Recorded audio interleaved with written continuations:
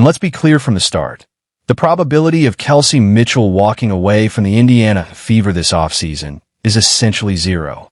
Not 10%, not 50, zero.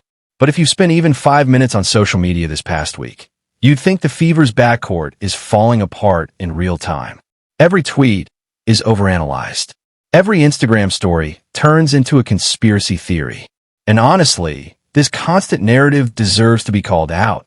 So let's rewind to the moment that sparked the chaos. In December 2024, Kelsey Mitchell posted a series of tweets that immediately sent fans into a frenzy.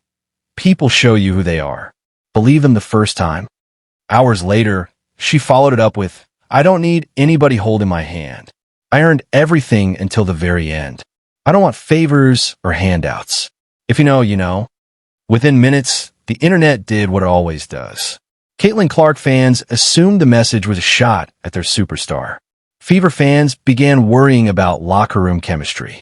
Media outlets rushed to publish, "Is Kelsey Mitchell leaving Indiana?" Think pieces, all based on assumptions, not facts. But in the race to manufacture drama, everyone missed the most important detail. There was never any real evidence to support the narrative in the first place. I don't have a problem with the WNBA players asking for a raise. The WNBA is on a hot streak. I don't care about the previous 24, 25 years. As an investment, it's starting to pay off. And so this week they wore T-shirts saying, making a statement, you better pay us. But instead of just leaving it at that, a Kelsey Plum... Context really matters. And that's exactly what people ignored here. When Kelsey Mitchell posted those tweets, she wasn't even in Indiana. She was in Dubai playing for her overseas team, and she hasn't been around the Fever for months. The WNBA season has been over since October. There's no league basketball happening right now, and her overseas contract is paying her more per day than the WNBA pays per game. So the idea that every social media post she makes must somehow be about the Indiana Fever or Caitlin Clark only works if you believe a professional athlete making serious money overseas is spending her mental energy subtweeting a team she won't even play for again until May. And that just isn't logical. The reality is that athletes with social media platforms tweet personal thoughts, relationship stuff, family moments, or random ideas that mean nothing beyond that moment. But when you have 120,000 followers, people assign meaning to everything. Even the creator pushing this narrative admitted he's tweeted nonsense without context before, and he has over 100,000 followers himself. Now imagine being Kelsey Mitchell, someone with a real public profile and real stakes, where every word gets analyzed like a coded message about her future. That level of scrutiny is exhausting, and more often than not, it's completely wrong.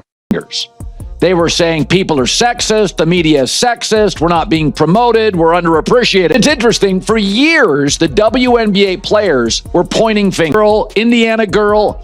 Well, who knows, and I've said this for years, when the wave hits, ride it. You don't know what it looks like. Don't like, I'm going to go with Brady. They didn't fight it. But let's say, purely hypothetically, that Kelsey Mitchell actually wanted out. What would that even look like? On January 1st, 2025, she becomes an unrestricted free agent, but the Indiana Fever hold core designation rights, meaning they can force her to stay by offering a supermax contract. In the worst-case scenario, for Indiana, they core her, she signs a 1-year deal, and the Fever still walk away with a king's ransom in a trade. In the best-case scenario, she re-signs willingly, and Indiana runs back the same backcourt that took them to the playoffs for the first time in years. Either way, the Fever control this situation completely. Mitchell may have some leverage, but the real power sits with Indiana. Compare that to the Nalissa Smith situation last offseason, where the signals were impossible to miss. She was openly tweeting things like, "Make sure you go somewhere you're wanted," right in the middle of free agency talks. The timing was obvious. The subtext was clear, and within a week, the Fever traded her to Dallas.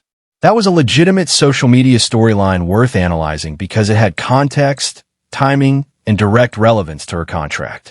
Mitchell's tweets have none of that.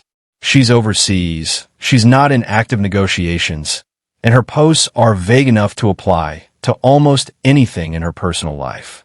It was just, it was one injury, and then it was like a little better, and then it kind of continued to compound and get worse, and, other things pop up, and then I had the ankle injury, so it feels nice.